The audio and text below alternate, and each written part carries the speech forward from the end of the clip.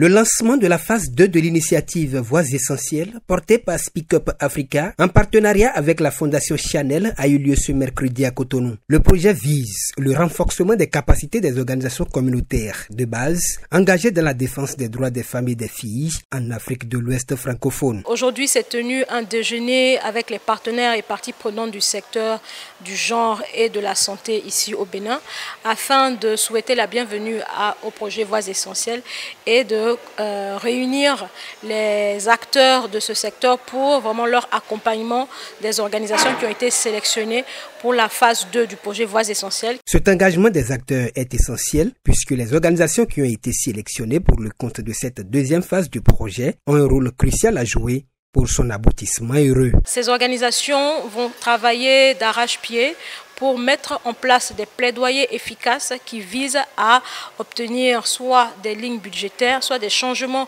de politique au niveau local et national pour l'amélioration de l'accès aux services de santé pour les femmes dans leur communauté. Ces organisations se disent déjà prêtes à relever les défis qui les attendent sur cette phase 2 du projet. Lorsque nous suivons la brève présentation des différents projets, on découvre que les organisations sélectionnées s'y connaissent.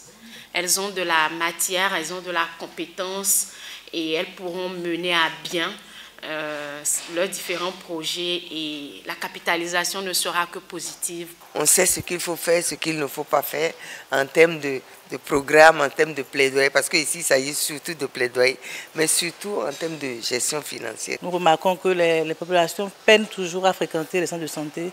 Elles préfèrent se référer aux guérisseurs traditionnels, parce qu'il y a beaucoup de superstitions, les tout à la sorcellerie, tout à l'envoûtement, et nous voyons beaucoup de femmes et d'enfants qui meurent bêtement qu'on aurait pu sauver.